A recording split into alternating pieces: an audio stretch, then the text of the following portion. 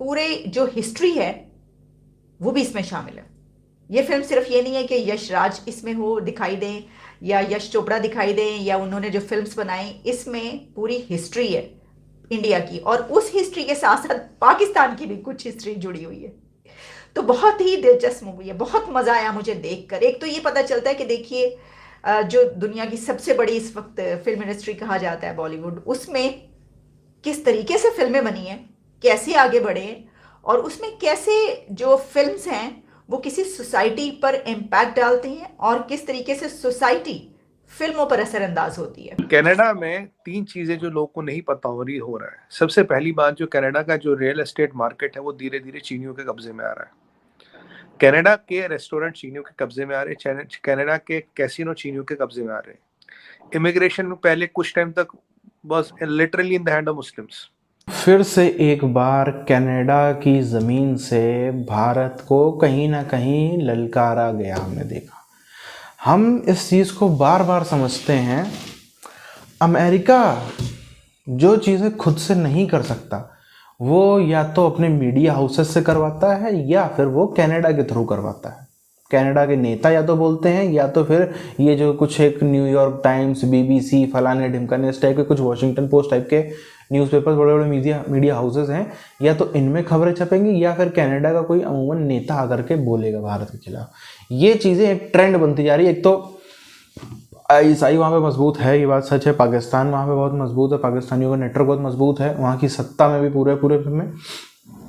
लेकिन बड़ी बात यह है कि कहीं ना कहीं पाकिस्तान के पीछे और भी बड़ी शक्तियां हैं जो एक तरफ भारत का दोस्त बनने का दिखावा करती हैं और दूसरी तरफ वहां से खेल भी करती रहती हैं। जो EU डिसइंफो लैब है उसकी तरफ से एक खबर दी गई है और उसमें डिटेल्स आई हैं कि पाकिस्तान के खिलाफ एक एंटी पाकिस्तान कैंपेन और एंटी चाइना कैंपेन जो है, ख़ास तौर पर पाकिस्तान के खिलाफ जो एक कैंपेन चलाई जाती है जिसमें नाम लिया जा रहा है, जिसको मैंने एक मरतबा पहले अनी बोला था क्योंकि मुझे ये पता नहीं था, उससे मैंने न्यूज़ एज सच ली नहीं। एक खबर, एक इंटरव्यू था डॉक्टर जयशंकर का जिसके ऊपर मैं बात करी थी। तो वो इंटरव्यू वैसे तो मैंने हिंदुस्तान टाइम्स पे देखा था, मैंने उसमें बताया भी, लेकिन वो वहां पर लिया गया था। तो उसको अनी बोला तो वो लोगों ने बताया कि ये जनाब ANI है। तो ANI के मुतालिक जो है वो ये वाली खबर, इस पे बात करेंगे। लेकिन इसी के साथ एक और बड़ी अहम खबर जुड़ी हुई है और वो ये है कि जो हिजबुल मुजाहिदीन के सैयद सलाहुद्दीन, वो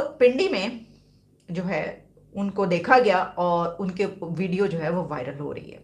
अब इसके ऊपर फिर FATF में सवाल हुआ है और उस सवाल का कोई जवाब दिया गया। मैं आपको बता दूंगी, सोर्स भी बताऊंगी सारा और कहाँ से क्या है, इसके ऊपर जरा बात की लेते।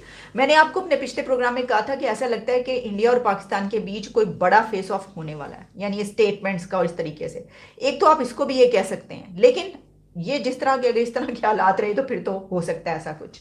लेकिन पहले हम आपको बताते हैं कि जनाब ये जो है ना, पाकिस्तान की तरफ से एक बड़ी शिकायत है और ये शिकायत जो है वो पहले भी की जाती रही है। लेकिन अब जो EU डिसइंफो लैब है, यानी यूरोपीय यूनियन की तरफ से जो उनका एक रिसर्च इंस्टीट्यूट है, उसकी तरफ से ये कहा गया है कि जो इंडिया की एक न्यूज़ एजेंसी है ANI, उसकी तरफ से कुछ ऐसी रिपोर्ट्स आती रही हैं, कुछ ऐसा मीडिया वो चलाते हैं कि जिसमें पाकिस्तान के हवाले से जो खबर सच नहीं होती वो दिखाई जाती है।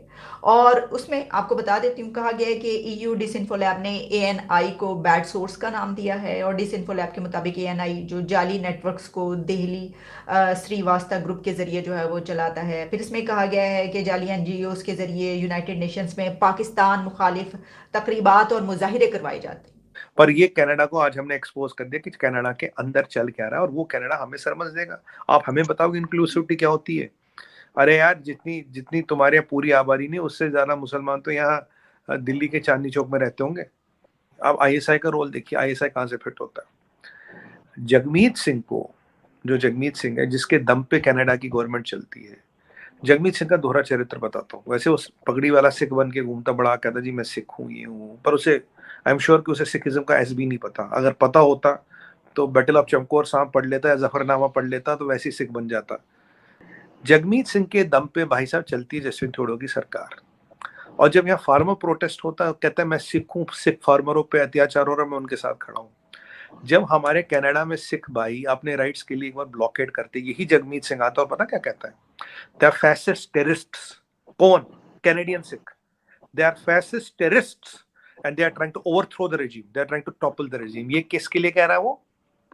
कैनेडियन सिख के लिए। भारतीय सिख के लिए उसके लिए में हमदर्दी है। इतनी इंजीनियरिंग है चाइना की। और चाइना कैसे काम करता है एक अपने, और जो हमेशा मैं कहता था, आज ये कैनेडियन इंटेलिजेंस भी कह रही है, any Chinese out of China is outpost for Chinese intelligence. ये बात आज कैनेडियन इंटेलिजेंस भी कह रही है। अपने स्टूडेंट्स के थ्रू काम करा है, अपने डायस्पोरा के थ्रू काम करा, उनका पासपोर्ट कैनेडियन है पर फर्क नहीं पड़ता, उनकी लॉयल्टी सीसीपी के पास है। Conservatives are pro national, they are like nationalist and they are pro Canada. उनको डाउन करके जस्टिन ट्रूडो को ऊपर कर रहे थे। आपको लगा जस्टिन ट्रूडो इंडिया आया था तो 7 दिन घूमता रहा, कोई से मिला नहीं यहाँ पे। इतना बड़ा राजनीतिक कार है जस्टिन ट्रूडो। और क्वीन और उसके प्यादे तो घूम ही रहे थे। आपको पता किसका नाम मैं कर रहा हूँ।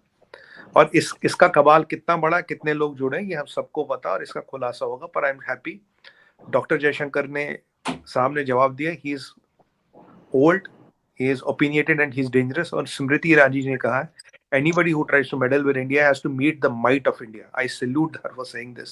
सिखों के गुरु, इनको कहता हूँ हमारे गुरु हैं, सिखों के गुरु नहीं, हम सबके गुरु हैं। गुरु तेग बहादुर जी चादर हिंद, गुरु गोविंद सिंह जी महाराज, उनकी कुर्बानियां, उनके जो शहादत है सबको पता। गुरु नानक जी से शुरू कीजिए और गोविंद सिंह जी तक आए, हमें सब पता है। तो हमें कोई सिख नहीं बताएगा एक माँ के 2 बेटे होते, एक हिंदू एक सिख। दूध से पानी अलग नहीं होता, वैसे ही हिंदू सिख का झगड़ा नहीं करा पाएंगे कभी। ये मैं नहीं कह रहा हूँ, ये चाइनीज इंटेलिजेंस की रिपोर्ट जो उन्होंने आज वो दी है। लास्ट ईयर का इलेक्शन और 21 का election was managed by Chinese communist party through its proxies and cronies. वो क्या कर रहे थे? लिबरलों को खड़ा कर रहे थे, जिसमें जस्टिन ट्रूडो, और जो कंजर्वेटिव्स उनको डाउन कर रहे थे। Canada has become the ISI का playground. ISI can hit and do whatever they want to do in Canada. आपको याद होगा वो बलोच एक्टिविस्ट मारी गई थी, तस्लीमा बलोच, कनाडा में। कनाडा में कुछ और भी आतंकवादी मारे गए। कनाडा में कुछ एक बंदा था जो एंटी मोदी था, वो मोदी हो गए थे, सरदार जी थे, उनको मारा गया कनाडा में उनकी शॉप के बाहर। कोई भारत की तरफ आंख उठा के देखेगा, आंखें निचोड़ के हाथ में रख के दे देंगे।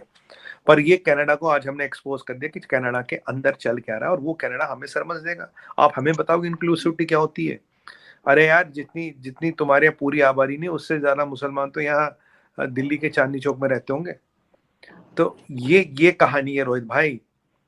भारत को तोड़ने की पूरी कोशिश की जा रही है। 2024 तक महाभारत है। हर पैंतरा, साम दाम दंड भेद हर चीज यूज की जा रही है। आईएसआई क्या कर रहा है? कश्मीर वाला मॉडल रिपीट कर रहा है। जहां जहां आबादी is not in favour of Hindus, trying to repeat a Kashmir model. It's a very dangerous trend. मैं नेशनल टीवी पे कई बार बता चुका हूँ। ये जो कनाडा है उसको हमेशा से ही ऐसा लगता है उसको देखने में कि वो पंजाबियों की पहली पसंद है, चाहे वो भारतीय पंजाबी हो या पाकिस्तानी पंजाबी हो। बस फर्क इतना है, चंद खालिस्तानियों को छोड़ दें तो बाकी भारतीयों ने वहाँ पे जा करके ढंग का काम किया।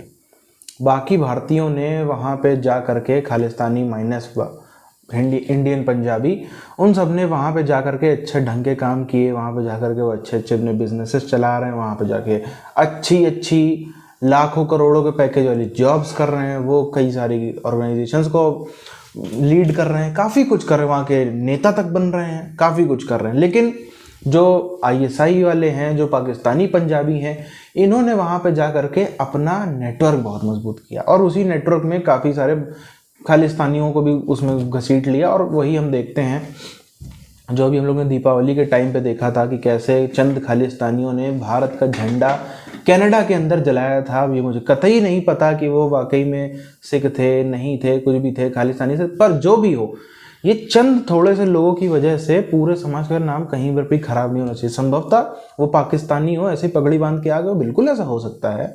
उनके पीछे जांच हो, जो भी वो अलग विषय है, उस पर मैं नहीं जाना चाहूँगा। लेकिन जो भी हो, बात यह है कि पाकिस्तानियों का वहाँ पर नेटवर्क इतना मजबूत है, वहाँ की सरकारों में भी हमको नज़र आता है।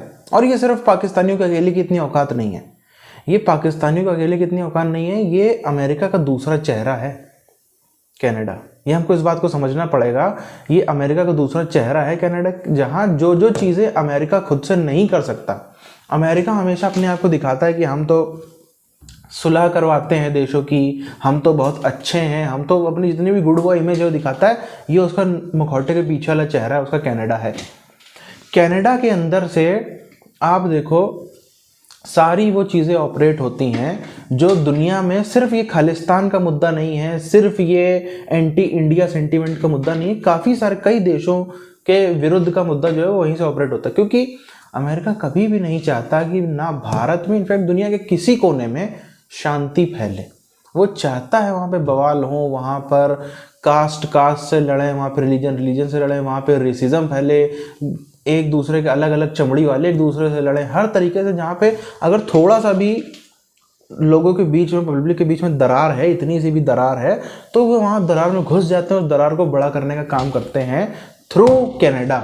और उसी का एक कहीं ना कहीं नमूना ये भी है जो सामने, इधर गले में हाथ डालेंगे, वो India is our greatest partner, ये पार्टनर वो पार्टनर, इधर से वो कांड करते रहते हैं।